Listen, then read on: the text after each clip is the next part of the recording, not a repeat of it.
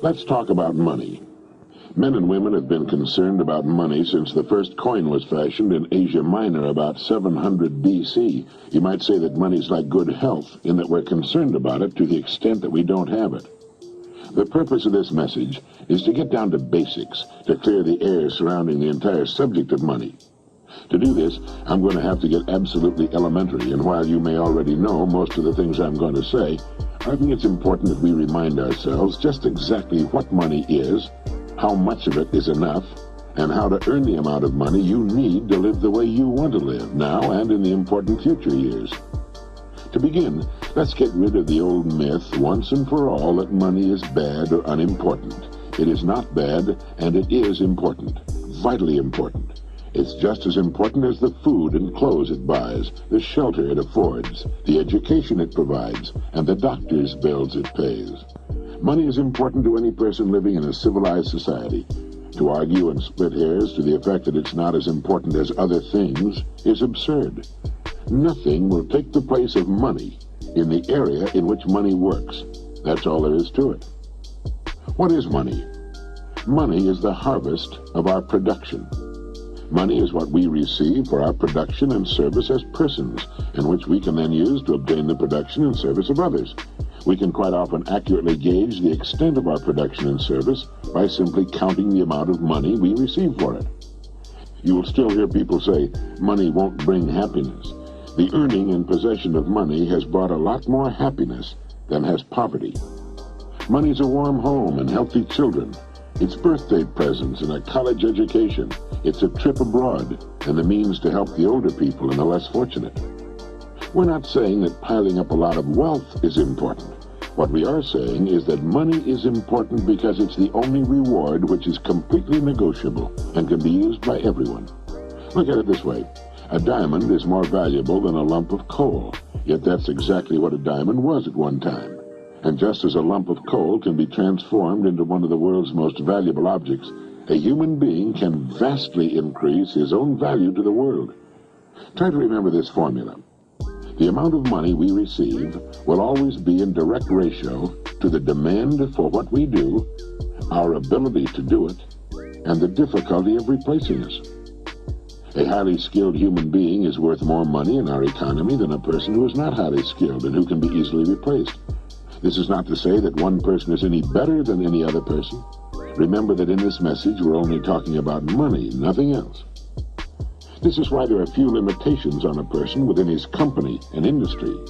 His income will be an exact proportion to the demand for what he does, his ability to do what he does, and the difficulty of replacing him. That's why the whole idea of trying to get something for nothing is ridiculous and won't work. A top jockey will earn upwards of $200,000 a year, which will represent 10% of the winnings of the horses he rides. You might say riding a horse serves no useful purpose, but the demand is there, useful or not. It's the same with a star in show business. His or her income will very accurately reflect the demand for what he or she does. And that's why preparation for life is so important. Luck has been defined as what happens when preparedness meets opportunity. A great opportunity will only make the unprepared, the unqualified, appear ridiculous. For every one of us, opportunities are all around us. Our ability to see them will depend in large part on how well we have prepared ourselves. Now, how do you stack up in this regard? Now, while this may sound elementary, you'd be amazed at the number of people who want more money, but don't want to take the time and trouble to qualify for it. And until they qualify for it, there's no way on earth for them to earn it. It's like the person who wants a good-looking figure but doesn't want to stay on a diet long enough to get it. To 9/10 of the world's population, the average North American is already rich. There's a greater difference between the standard of living of most of the world's population and our average worker than there is between the standard enjoyed by our average worker and the richest man in the country. Our working man has just about everything the wealthiest man has, only smaller. He has a home, car, often two of them, radio, TV, savings account, debts. They're just smaller. His food is as good and just as plentiful. His bed is just as comfortable. His home is just as warm in the winter. He has exactly the same amount of time and just as much, maybe more, freedom. His life expectancy at birth is 70 years. For the rest of the world, on the average, it's less than 40. With only a fraction of the world's population, we in the free world have half of the world's total money income. We have more than 2/3 of all the automobiles on Earth. So in talking about money, let's understand that we're already rich as people. Now, how much do you want? How much money do you need to live the way you want to live, to accomplish the goals you have established for yourself? Most people think they want more money than they really do, and settle for a lot less than they could earn if they went about it the right way. The world will pay you exactly what you bargained for, exactly what you earned, but not a penny more. You remember the poem that goes, "I bargained with life for a penny, and life would pay no more"? Well, that's about it. We will receive not what we idly wish for, but what we justly earn. Our rewards will always be in exact proportion to our service. If you don't like your income, you must devise ways and means of increasing your service. And this is an individual thing. No one can do it for you. Although you can get ideas from others, your service must come out of you, your mind, your abilities, and your energy. A strong man cannot make a weak man strong, but a weak man can become strong on his own by following a specific course of action for a sufficient length of time. And a man who's already strong can become a lot stronger. It's the same with this business of money. A man who refuses to do more than he's being paid for will seldom be paid for more than he's doing. You may have heard someone say, "Why should I knock myself out for the money I'm getting?" Now, it's this attitude which, more than anything else, keeps a person at the bottom of the economic pile. He doesn't understand that only as we grow in value as persons will we receive the increased income we seek. If we try to stand still in our work, and millions do, we'll never know the rewards, nor the joy of accomplishment and the personal satisfaction and peace of mind which come only to the person of unusual achievement. There are two distinct steps we must take. First, we must decide how much money we really want. Once this decision is made, the second step is to forget the money and concentrate on improving what we now do until we've grown to the size that will fit and naturally earn the income we seek. Once we're fully qualified for the amount of money we decide to earn, we'll soon find ourselves earning it. And we'll also discover that with our new powers and abilities, it's no more difficult, perhaps even less difficult, than what we're now doing for the money we're now earning. Now ask yourself, how much money am I perfectly willing to earn? Realizing that the amount I earn will be in exact proportion to my skills, the demand for what I do, and the difficulty of replacing me. There are really three amounts of money every person should decide upon. One, the yearly income he wants to earn now or in the near future. Two, the amount of money he wants to have in a savings and or investment account. And three, the amount of money he wants as retirement income, whether he ever retires from active work or not. Now it's here that most people make a very serious mistake. They never decide on any one of these three amounts of money. If you will decide on these three amounts, and if you will write them on a card to carry with you or put someplace where you can review it from time to time, you will automatically have placed yourself in the top 5% of the people. You will have a plan for your future, a blueprint for future financial accomplishment. You will know where you're going, and if you're serious about it, you will most certainly get there. You see, the trouble with people is not in achieving their goals. They can do that. It's in not setting goals that people get in trouble.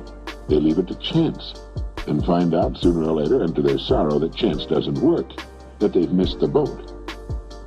It's estimated that only 5% decide on the money they'll earn, and then grow as persons into the size of the incomes they seek. They thus take their lives, their fortunes, and their futures into their own hands as they should, and accomplish their goals right on schedule all the years of their lives. You can do the same thing, and you can do it starting right now. There are two kinds of people where money's concerned. There are the majority who cut back on their wants to fit their incomes, and there are those free spirits in the minority who make their incomes fit their wants. Now, which is best for you? You must decide. Ben Franklin gave us the secret to wealth. He said the road to wealth lies in augmenting our means or diminishing our wants. Either will do, but the quickest way to wealth is to do both at the same time. Now, when you write down the yearly income you mean to earn, you no doubt know whether or not it's average for the work you're in or above average. The chances are good that the figure you'll decide upon will be above average, perhaps quite a bit above average. That's good. Now ask yourself, who in my line of work is now earning that kind of money? If you know, you'll have a good idea of what you have to do in order to earn it. Now, this is exactly how men move from the ranks into positions of top authority with corresponding incomes. I have no way of knowing your line of business. Regardless of the business you're in, it needs new leaders, men to come up in the years ahead. Everything is expanding, getting larger, and with the increase in size and scope, the most desperate need is for the dedicated, able person who can learn to lead the field, and to lead others as well. Some of the top executives in the nation today were once accountants, shipping clerks, struggling lawyers, service station attendants, salesmen far out in remote territories, sales clerks, mailroom boys, mechanics. You cannot think of a position from which people have not climbed to the top. Understand what I'm going to say, and it'll bring you and yours everything you want. It's not the job, it's the person. It's not your present circumstances which count, but the circumstances you make up your mind to achieve that are important. The only limit on your income is you. And the income you decide upon can be achieved within the framework of your present work, industry, or profession, where you already have a start and a place. All you need is the plan, the roadmap, and the courage to press on to your destination, knowing in advance that there will be problems and setbacks, but knowing also that nothing on earth can stand in the way of a plan backed by persistence and determination. With the income written down that you intend to earn, spend a part of each day thinking of ways in which you can increase your service, knowing that you have only to manage this and the income will take care of itself. Since the amount of money you want to earn is more than you're now receiving, your part of the bargain is to find ways of increasing your service until the gap has been bridged, and more than bridged. Look at your card, with the 3 amounts written on it. By setting a financial goal, you're demonstrating faith. You'll find that you'll begin to become what others call lucky. You'll begin to get good hunches and ideas. You'll take far more interest in everything about your work and your company. You'll see opportunities in your work and environment you've never noticed before. In fact, you'll soon discover you're no longer the same person. You'll care less how others are doing their jobs and concern yourself more with the manner in which you do yours. By your example, you'll inspire others to do their jobs better. Have faith in yourself and the quiet, firm inner knowledge that you can and will accomplish your goals. Know that the answers you seek will come to you in their own time if you only keep looking for them. Above all, realize that money cannot be sought directly. Money, like happiness, is an effect. It's the result of a cause, and the cause is valuable service. Keep money in its proper place. It's a servant, nothing more. It's a tool with which we can live better, see more of the world, give our youngsters the education they need and a good start in life. It's the means to a happy, carefree retirement in later years. Money is necessary to modern life, but keep it in its place.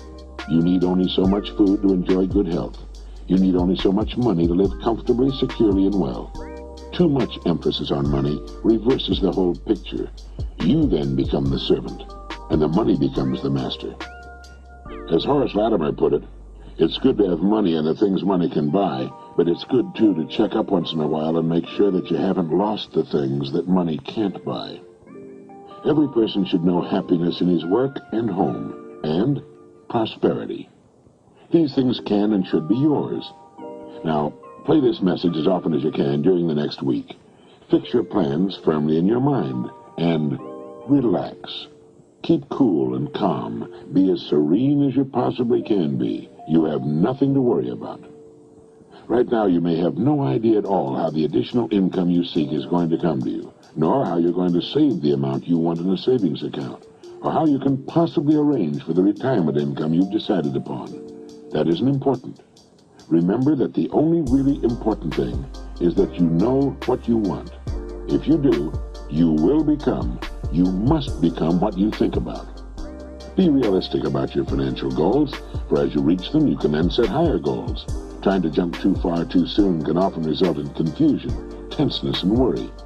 Take your growth in sensible, logical steps, remembering that the big thing is that you know what you want, and that you realize your rewards will match your service.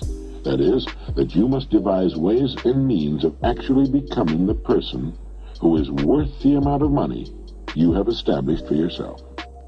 A person may be worth more than he's getting for a while, but the two will match up. They have to. In fact, unless a person is worth more than he's now receiving, he cannot move ahead. He's receiving all he's worth. It all gets back to the great law that controls everything in the universe, cause and effect. The cause must precede the effect, or the effect cannot occur. This is why people who try to get something for nothing are only fooling themselves and earning the disillusionment and frustration they must one day reap. You can have what you want. You need only make up your mind.